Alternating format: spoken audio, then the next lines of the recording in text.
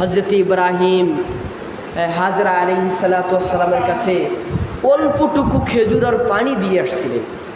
এক মশক পানি আর অল্পটুকু খাদ্য খেজুর। কতদিনই যাবে, আর কিছুদিনের ভিতরে শেষ হওয়া শুরু হলো। খেজুর যতটুকু দিয়ে এসেছিলেন শেষ, পানি যতটুকু দিয়ে আসছেন প্রায় শেষের দিকে একদিন খাদ্যর সমাপ্তি ঘটল এবং পানির শেষ হয়ে গেল। কষ্ট করে 2-4 দিন থাকা গেল, তারপর আর থাকা যায় না। হজরতে হাজরা আলাইহিস সালাতু ওয়াস সালাম নিজে বড় মানুষ,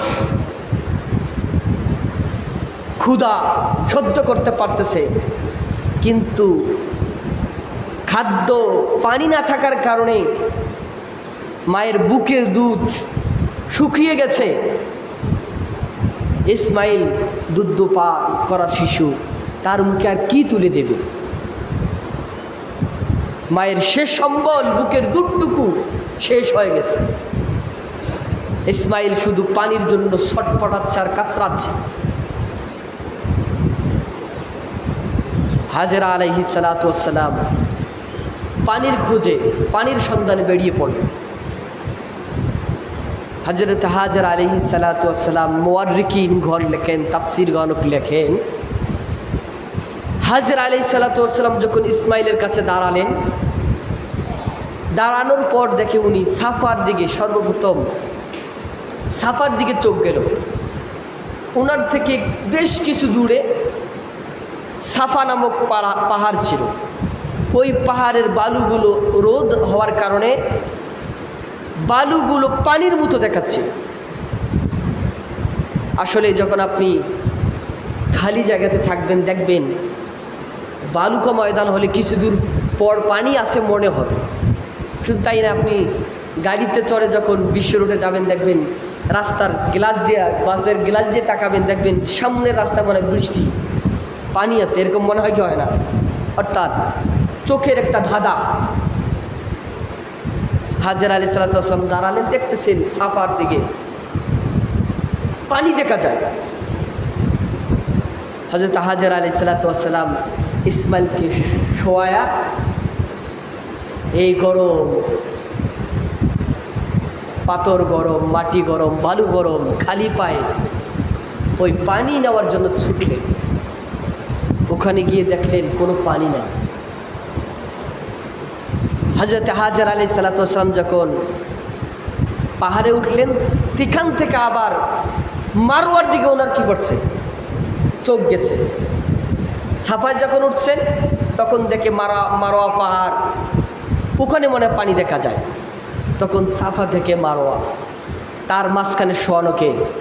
ইসমাইল। হাজরা একবার মারওয়া যায় আর একবার সাফায় গিয়ে সন্তানের জন্য পানি নেওয়ার জন্য ছটফট করে। দৌড় দেওয়ার মাঝখানে হযরতে ইসমাইল আলাইহিস সালাতু ওয়াস সালাম রাস্তার ভিতরে শোয়ানো। সাফায় যখন যায় তখন মারওয়া থেকে আসার পরে মুখ থেকে জিহ্বাটা বাইর করে, ইসমাইলের মুখে দেয়। পানি যাবে না, কোনো কিছু যাবে না, কিন্তু একটু জিহ্বার আর্দ্রতা পেয়ে যেন সন্তানটা পানির পিপাসা নিবারণ করতে পারে, এরকম করে হযরতে হাজরা আলাইহিস সালাতু ওয়াস সালাম সাফা মারওয়া পানির জন্য ব্যতিব্যস্ত হয়ে গেছে। আর মাঝখানে সন্তানের মুখে বারবার নিজের জিহ্বাটা প্রবেশ করান যাতে করে একটু আর্দ্রতা পায়। এদিকে হযরত ইসমাইল ছোট্ট বাচ্চা শিশু, পানির জন্য ভীষণভাবে কান্না করতেছে এবং নিজের হাত পা গুলো নাড়াচ্ছিল। এমন তো অবস্থায় আল্লাহ তাআলার কুদরত, হযরতে ইসমাইল আলাইহিস সালাতু ওয়াস সালামের পায়ের প্রঘাতের কারণে আল্লাহ তাআলা ওখান থেকে একটা কূপ নির্গত করে দিলেন। সেই কূপের নাম আজকে মায়ে জমজম হিসাবে পরিচিত। এই যে হযরতে হাজরা ইসলাম পানির জন্য দৌড়ালেন, আর এদিকে হজরতের ছোট্ট শিশু ইসমাইল পানির জন্য হাত পা আশ্রাত ছিল, তরপতে ছিল। একজন গাইবে আওয়াজ দিল, হাজেরা তুমি পানিকে বন্ধ করে দাও, তুমি নিজের জন্য পানি স্থির করে নাও, গোডানজাত করে নাও। হযরতে হাজেরা আলাইহিস সালাতু ওয়াস সালাম নিজে পানি পান করলেন, ছোট্ট শিশু ইসমাইলকে পানি পান করালেন। তারপরে নিজের মুশকিজার ভিতরে পানি আবদ্ধ করে নিলেন।